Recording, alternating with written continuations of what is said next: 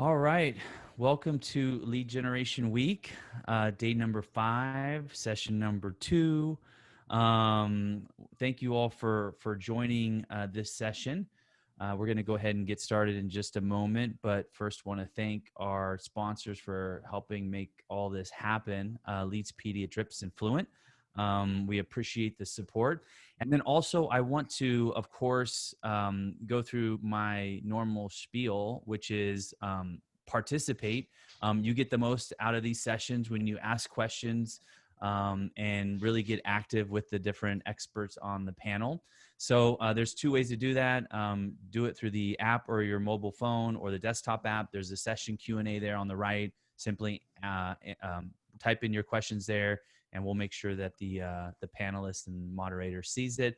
Or there's a little Q&A icon on the video, which you can go ahead and put in your questions there, and it pops up on our side on Zoom, and everybody will see it there as well. Feel free to use the chat box too. If you have comments, just general comments about things, feel free to use that, but go ahead and participate. We love it. We love seeing all the questions. And like I said, everybody gets more out of it when you ask questions. So please do. So without any further ado, let's go ahead and get started on this session, which is industry trends review, lead generation during uncertain times. And these are certainly uncertain times. And we've got John Nuclo, CEO of Double Positive, who's going to be moderating this panel. So John, I'll go ahead and hand it over to you and let you take it from here. Yeah, thanks, Mike. Excited to be here. Welcome, everybody. I see some familiar names in the attendees list, so appreciate that. And recognize it's kind of, towards the end of Lead Generation Week. It's been a successful week, or seems like a successful week. So congratulations to Mike and team for pulling off a great conference with strong panelists and some good content for the industry. I'm very excited for this panel here today. We've got really some powerhouse panelists from senior executives from the top, some of the top companies in our space, and look forward to their insight and their perspective on the current landscape. Before we do introductions, we've got 2 publicly traded companies and 1 about to be. So there is a disclaimer,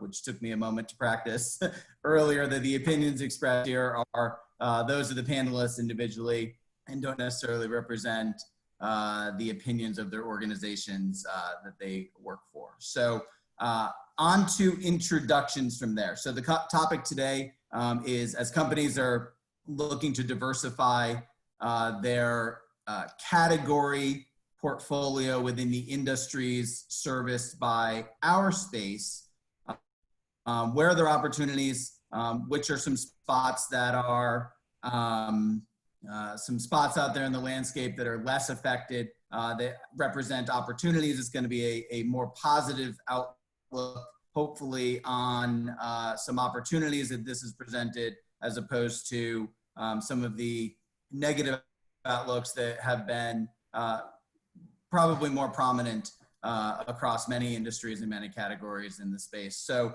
I'm going to let the panelists introduce themselves, and then we'll get rolling. So Ethan, let's start with you. Tough luck. Hey, thanks, John. Thanks all for taking time today to attend this webinar and Lead Generation Week all week. Ethan Jones, Vice President of Insurance Operations at Quinn Street and based in Charlotte, and I'm honored to be a part of the panel. So thanks a lot, John. Fernando. Thanks, John. Ethan, Matt, good to be on the panel with you guys. So I'm Fernando Borghese. I'm a co-founder and chief operating officer at DMS, or the long name Digital Media Solutions, but most commonly gone by DMS. Probably met most of you inside of the industry over the many years I've been here. Just quick background for anybody who doesn't know us maybe quite as well is, we sit in the industry as a global solutions provider inside of the whole performance marketing ecosystem, combination of leveraging our technology and our data to create outcomes for our customers. A lot of the verticals we're going to discuss today are core to our business. So things like insurance, consumer finance, education, home services, many others, vertical agnostic and channel agnostic. So we move around the ecosystem quite nimbly. So we've got a variety of exposure into different end markets, and it makes it very relevant given current situations and our strategy around how we navigate that. So looking forward to conversations today and participating. So thanks, John. I guess I can kick it over to Matt next. We'll go around the horn. Great. Go for it. Thank you, Fernando. And thank you, John, Ethan. Great to be in the panel with you guys today, and Michael for putting this all together. I am Matt Conlon, co-founder and president of Fluent. We've been around since 2010, and kind of simple way to think about our business, performance marketing company. We've developed one of the largest performance marketplaces in the US, and we're expanding internationally, but the notion's pretty straightforward. We connect consumers with brands that have products and services that add value in their lives. And so, natural part of our marketplace is we cater to a variety of industry verticals, including some of the ones that Fernando and Ethan just mentioned. So insurance, consumer finance. We also play in the jobs ecosystem, streaming services, gaming, consumer packaged goods, and retail. And so we have a good degree of visibility into a lot of categories that are both struggling and those that are performing well in this ecosystem. And kind of the nature of our business is such that advertisers can come onto the Fluent platform and rather than bidding on an impression, can bid for the actions they want, which might be something further down that path to purchase funnel, like someone filling out a lead form, making a purchase, requesting a phone call, installing the app, what have you. And so not only we have kind of a high level of visibility into the top of the funnel actions that consumers are taking and that brands are bidding on, but also kind of the further down the funnel conversion activity that's taking place. So excited to be on today. Looking forward to digging in. Yeah, and even just from introductions, thanks guys, you can see the breadth of what's covered in our space by the companies represented here. So let's jump right in. Fernando, you touched on a whole host of industries that DMS services. Where are some of the brighter spots you're seeing? Where are you seeing some positive, it's weird to say positive news, right? Like where are you seeing some positive industry trending in this space right now? Yeah, for sure. I guess, when you think about that, John, it's you're thinking about like health of the market, and like that can mean a variety of different things. And obviously all this is wrapped around in this current time, which is COVID, right? Which has been absolutely just detrimental from a people and society basis. But then you got to start looking at the pockets of like, how does this translate into, you keep hearing this term, everybody's coined like new normal, right? And it's like, well, what does new normal mean? And new normal in our world, you have to look at, there's a couple of different things. There's consumer demand and necessity, like how is that changing now versus what it was before? And then there's also a key part, which is going to be on the advertiser side as well, which is the adaptation to what's being called this new normal. And some companies are more equipped with how to embrace change and change quickly.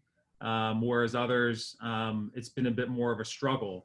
So all of this kind of correlates back into like when we think about the market and like where are areas that are healthy and strong, or in some cases even like prevailing, like how does that correlate back to industries?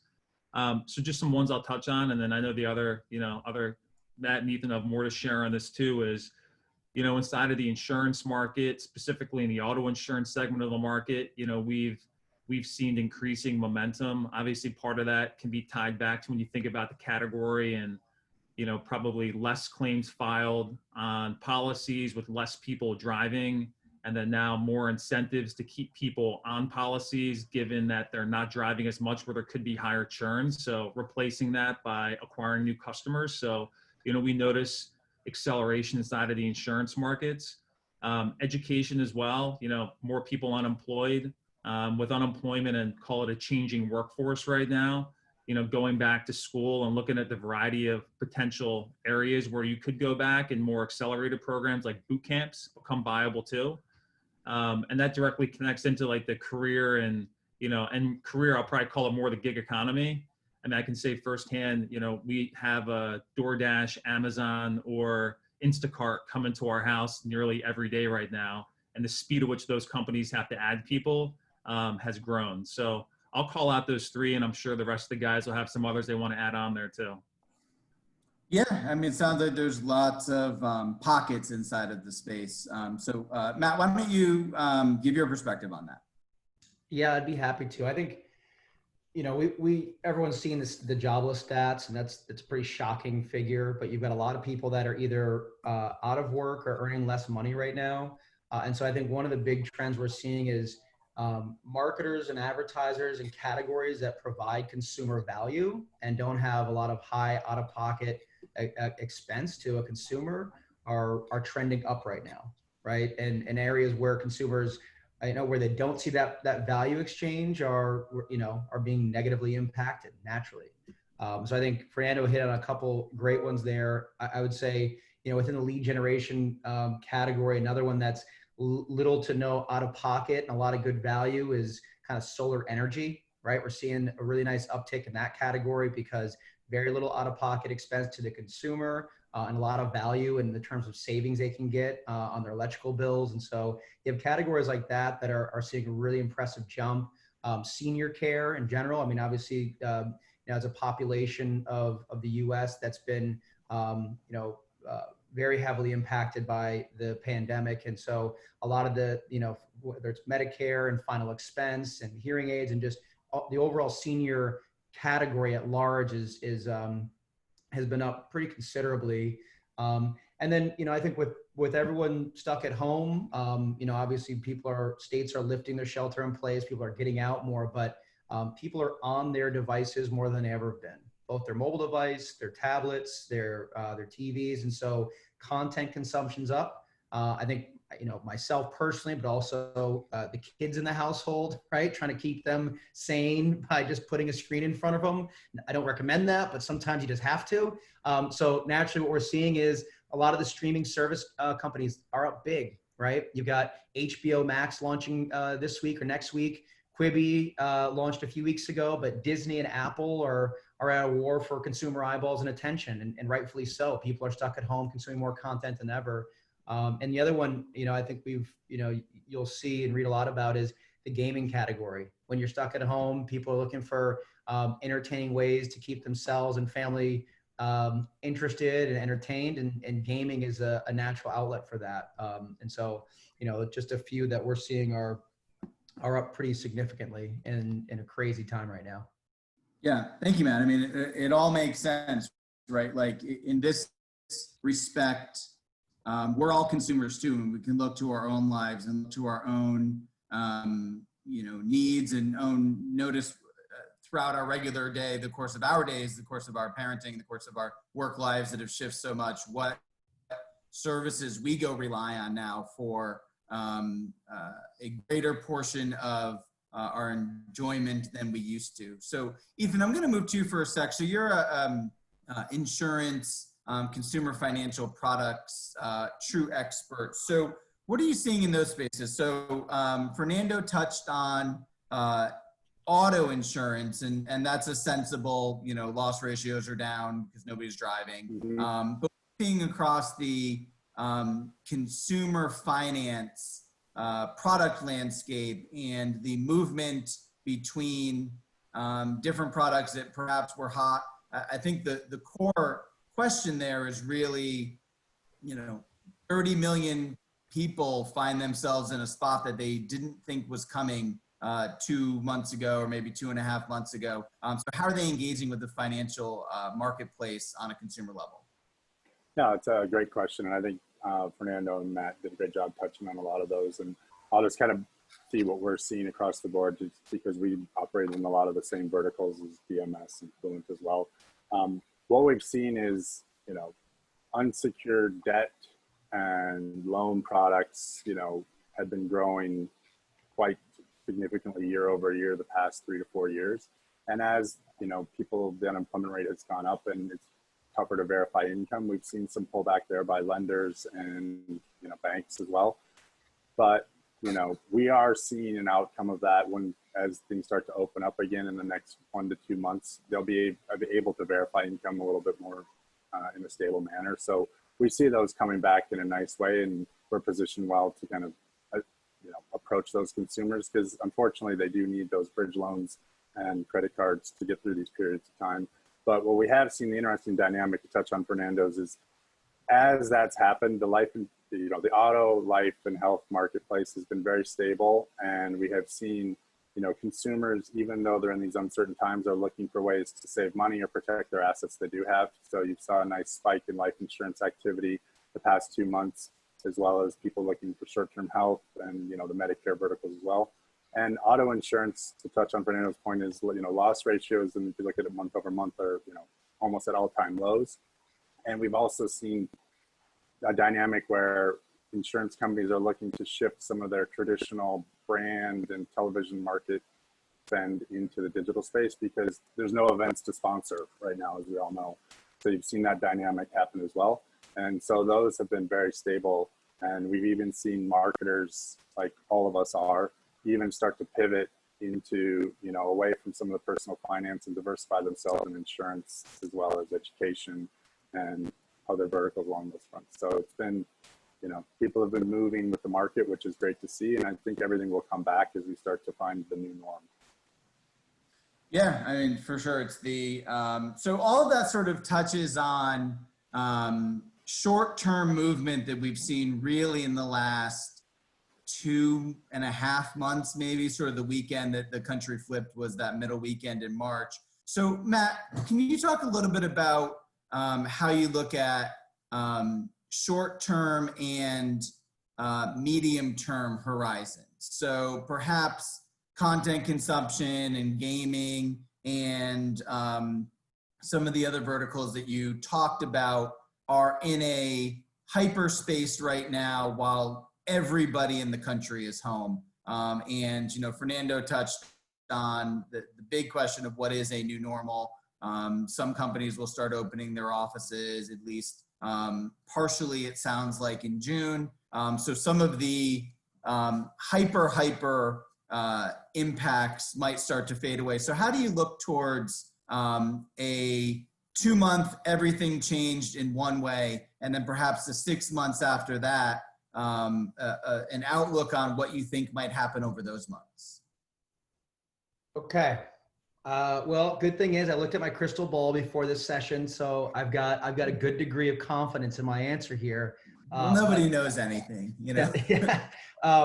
So I'll tell you, first and foremost, everything changed in 2 months. Everything will not change back in the following 2 months, right? And I think that everybody is going to adjust their behaviors, period. I mean, I think even with, you're starting to see it, but restaurants and movie theaters and amusement parks are starting to open back up, but the rules of engagement are just so much different.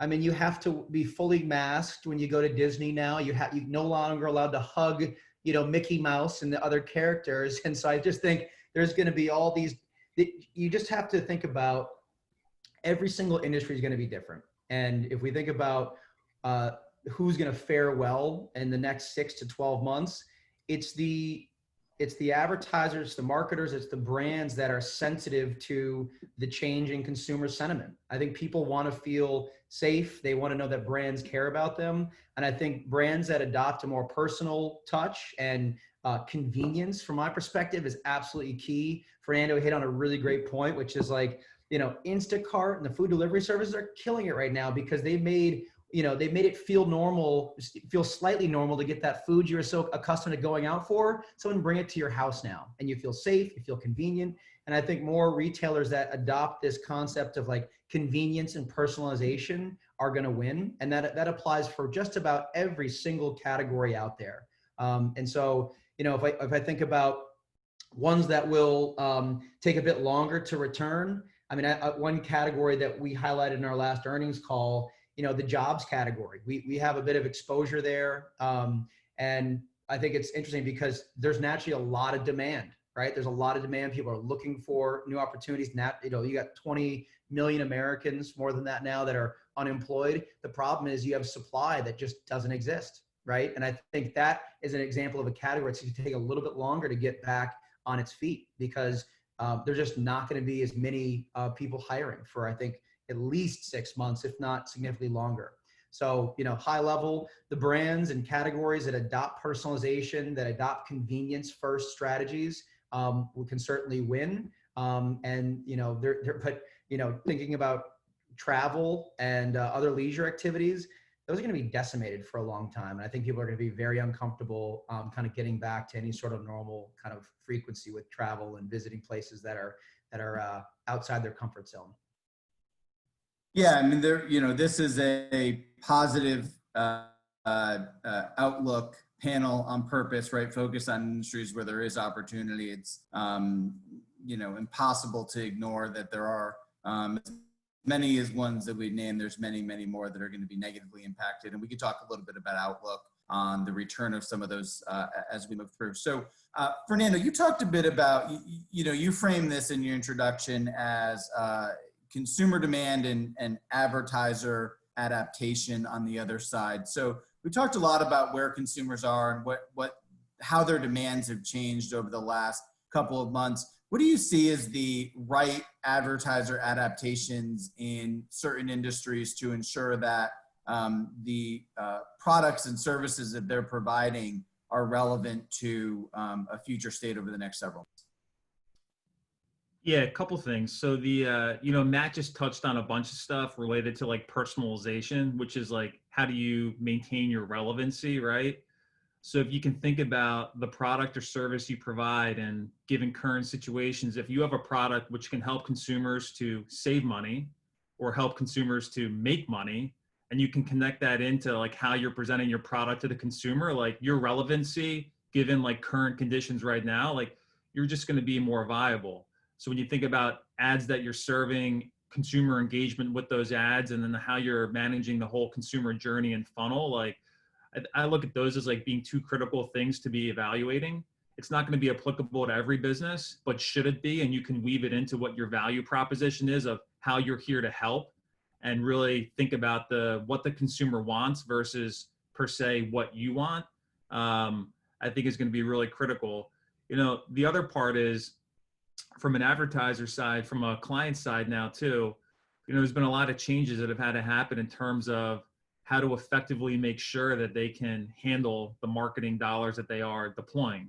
So for all of us, right, we're living in a digital first world here. We're all doing exceptional work online. And while transactions are starting online, in many cases, they're culminating offline. There's something else that's happening. So maybe it's a contact center. Maybe there's an actual installation that has to happen, like who knows what it is, right? So I think the other part is like you can create all the engagement you want up front by being relevant, but it's really the adaptation of how do you adapt to changing your own clients, adjusting their own workforce to support the dollars they're spending, so there doesn't become this kind of drop off in the call it in their own internal conversion process from dollar spent to lead created or call created to, say customer quoted or customer closed. And there's been, I'd say I've seen personally like varying speeds of that inside of the market. There's been some categories, some industries like take insurance, education. I'd say we're probably more quick movers there. Probably within like the first like 4 weeks, did a decent job of getting reacclimated. And then other businesses that rely on contact centers, it's been a bit more elongated in terms of like readjusting to this remote work to make their digital dollars effective. So there's two parts: consumer engagement and also your ability to pivot with how to service those consumers that do want your product. Yes, it's good, smart advice, right? So Ethan, I'm going to dig in a little deeper there with you. So you've got a client advertiser background somewhere in your career, not too far back, and as you see industries like education, the job market space, or some of the consumer financial products that you're insurance products that you're closest with. As you see consumers that are perhaps engaging in considered purchase verticals, but have not been considering that purchase for a very long time, they just sort of found themselves in a very unexpected life circumstance that might have them going back to school or accessing equity in their homes that they hadn't planned on, or saving money is always a priority, but maybe it wasn't as big a priority as it was or as it is right now. how do you see the nurturing and maturity cycles and the kinds of things that advertisers need to do, not necessarily on the front end marketing practice, but the perhaps with a wider set of, in some cases, lower intent consumers or less decisive consumers because they found themselves in an unexpected spot. How do you see that interaction playing out over the closing cycle of some of these consumers? No, it's a great question, John. So Fernando did a great job of how people have adapted their value proposition very quickly, because everyone has their value proposition, and now we're getting into kind of the customer life cycle piece of it. So I think the biggest thing is, everyone has a brand promise. I think people have really adapted in delivering on their brand promise. The last couple of months, a lot of companies have really stepped up, and the biggest change will be after this happens, will people continue to deliver on that promise? And a lot of that will be very different mediums of how you communicate with the customer. We've seen that digital shift for 5-10 years, but it's being accelerated more and more and more, as Matt touched on with Instacart and all of those. So it'll be adapted to how you communicate with the customer when they want to be communicated to, even at a much more granular level between all of the different mediums. I think this will accelerate a lot more of the social media interactions with consumers. You have to take the customer and nurture them in multiple mediums, from call center to chat to apps. All of that will accelerate this across all personal finance businesses. It's unprecedented how fast this is pivoting, and companies have done a fantastic job of pivoting it. So long story short on that, John, is you're just going to have to be able to engage with them and nurture them in multiple touch points. Typically before, you'd put them through a form and they might call in, and that'd be end game. Now you're going to have more mediums to nurture them, communicate with them, and in a more remote environment.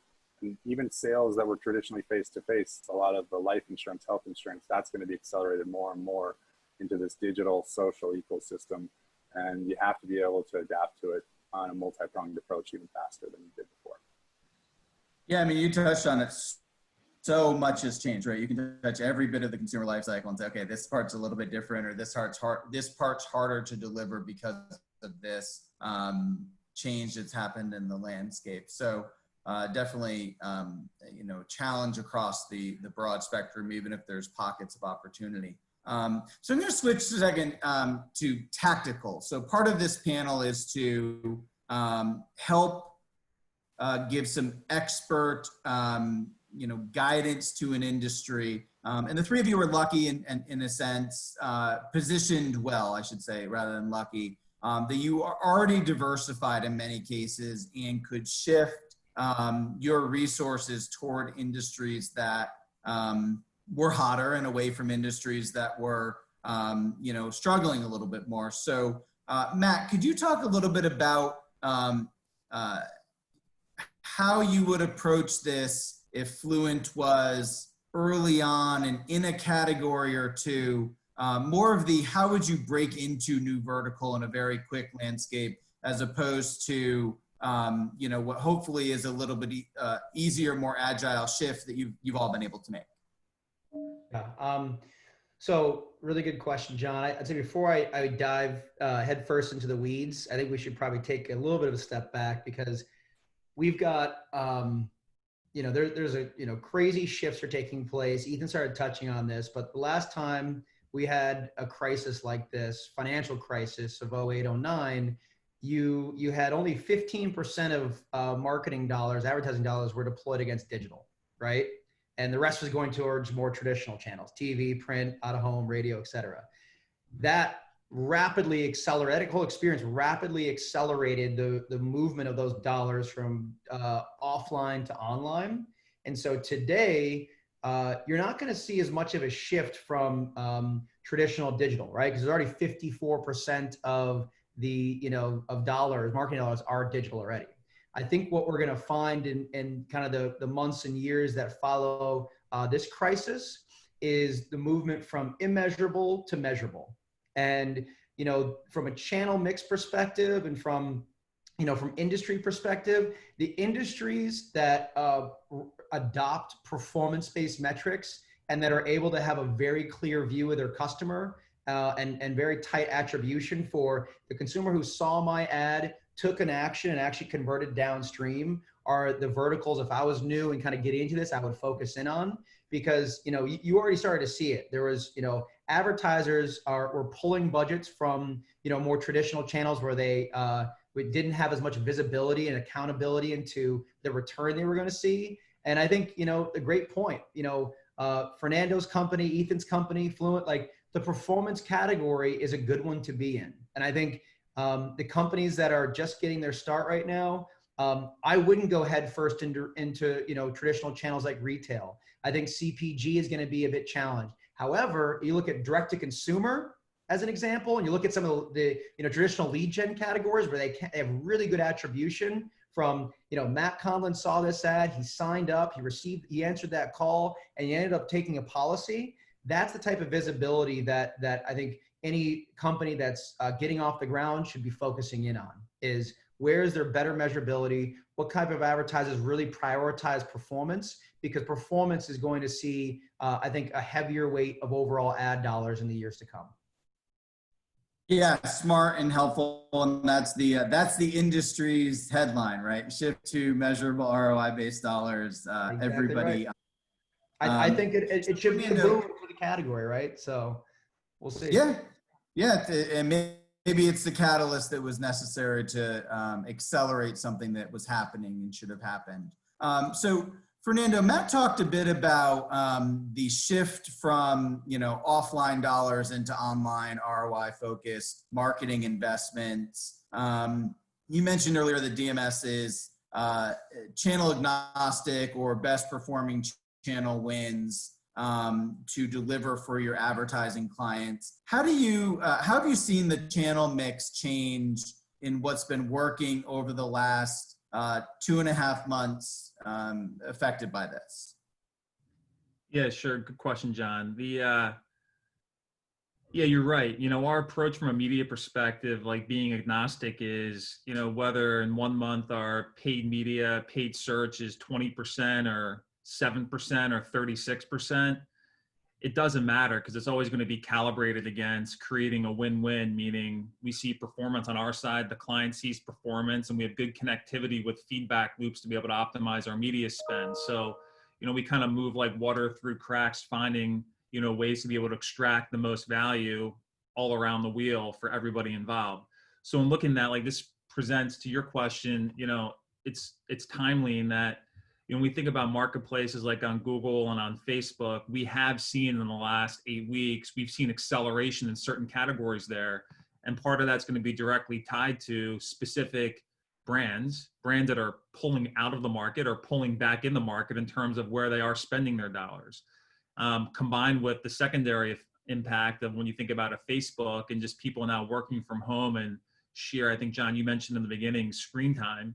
The amount of screen time right now on eyeballs that are online in terms of your ad serving. So it really creates the combination of what we've seen inside of Facebook is leveraging a first party data asset, building audiences, being able to then look alike those audiences, bid against them to serve our ads. We've noticed that there's been a pricing benefit in our favor in terms of the cost of acquiring that inventory to serve ads, which has still been correlated with conversion rates that have been, call it according to like normal norms inside of the business. So it's not as if inventory is cheaper, but the intent or the quality behind that has gotten worse. We're seeing that that's still consistent. We're just able to, call it, lean into these channels harder because of some softening inside of those marketplaces. And specifically that's been in like Google, Instagram, Facebook, to connect it to categories like insurance and education that are, call it 2 that I'll call out right here. Yeah, I mean, it's an evolving dynamic that is the core of what we do is contend with how it evolves, no matter what's causing changes in the pricing dynamics of the underlying marketplaces. Yep. So Matt, Fernando talked about agility between channel, which is core to DMS and core to Fluent and core to QuinStreet and core to Double Positive. I mean, it's core to everybody who's been successful in this space. Can you talk a little bit about how you've had to think about fluent human resource agility to shift around, folks who may have been focused on travel or retail or a vertical that has been, very, very negatively affected or in many cases, shut all the way down in terms of advertising dollars. How have you approached being able to shift those resources over to working on categories that they might not have the depth of industry knowledge and like made extra challenged by nobody's in the office anymore? How have you guys approached the management of your resources? Yeah. Okay. So that's a fun question. High and inside, right, John? So I'll answer that a couple ways. So I think first, what I've been most impressed about, and I've spoken with Ethan and Fernando about this, and I think you as well, John. But I've been so impressed with how our team and other folks in the industry have responded to working from home at a moment's notice. I mean, it was February. I mean, I'm sorry, it was Friday the 13th of March when we closed all of our offices and had everybody, over 200 employees, have to work from home from that point forward. And I think it's just been incredible to see how well people are, handling the adversity. And I would say that, first it was the adaption of working from home and getting through that. And it was almost too much to handle, to think about how do we deal with verticals that are struggling. Like, we just need to get used to, dealing with our kids screaming while I'm on a conference call with a client. Like, how do you get through some of that basic day-to-day workflow stuff? But then I think what I'll answer a little bit differently, because what I found was rather than shifting resources from vertical to vertical, I'll give you an example from our team at AdParlor. Now, AdParlor is a agency for e-commerce and retail clients. They've got a bunch of big brands that are very notable. And what we found was they historically were using Facebook and other social channels to drive people from a Facebook ad to make an in-store purchase or an e-commerce purchase, right? And all of a sudden, that brick and mortar purchase was off the table.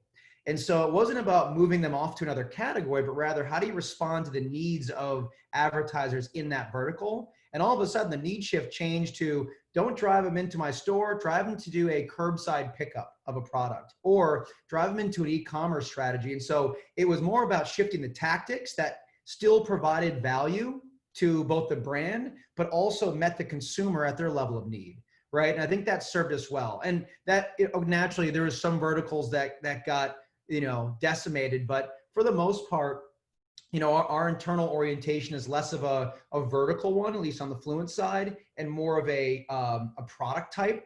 So, it's either performance solutions or data solutions. And so if one of our account management directors, if like one of their clients in the jobs category is negatively impacted, they were able to then apply more focus to one of the categories we talked about that was burgeoning and actually seeing some nice increase in demand, right? So I think it was more just a rebalancing of priorities, but it's worked out really well so far.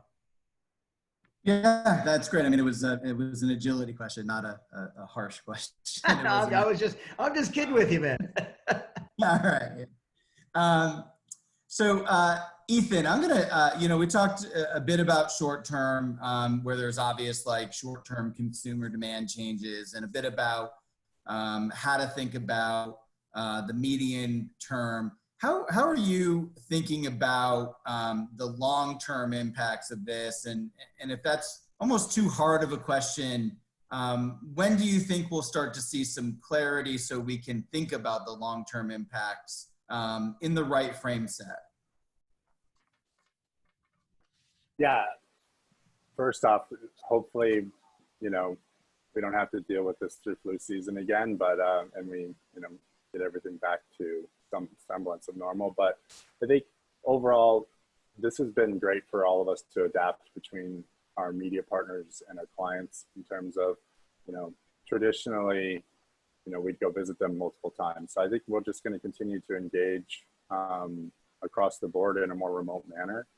And for the long-term impact, I think it'll be interesting to see, where the personal finance business comes out of this, and how the strong survive, like we have seen in other downturns, like mortgage and the crash of 2008-9. So I think the strong will survive, and there'll probably be some consolidation across personal finance, potentially even in other verticals as well, which will embolden the performance marketing components to it. I thought Matt did a fantastic job of laying over how performance marketing works. Same with Fernando, because everything is tied to that performance, and I'm excited about it because stronger will survive, and that is related to performance marketing. It's not the days of Mad Men anymore, or it's $10 and it has to drive true performance against it. So the strong companies and advertisers will definitely continue to shift more online. I don't have a crystal ball like Matt does, so I'm just going to say my hope is we get past the election and things start to kind of whatever that situation is, but that'll help stabilize the country as well, and hopefully the industries around it as well. So unfortunately, I don't have a crystal ball, but I think overall we'll be in a great place come fall to winter, and we'll know a lot more about where the economy stands as well once this unemployment starts to normalize and hopefully start to tick down. Yeah, that's awesome. So Fernando, I know you don't have a crystal ball either, right?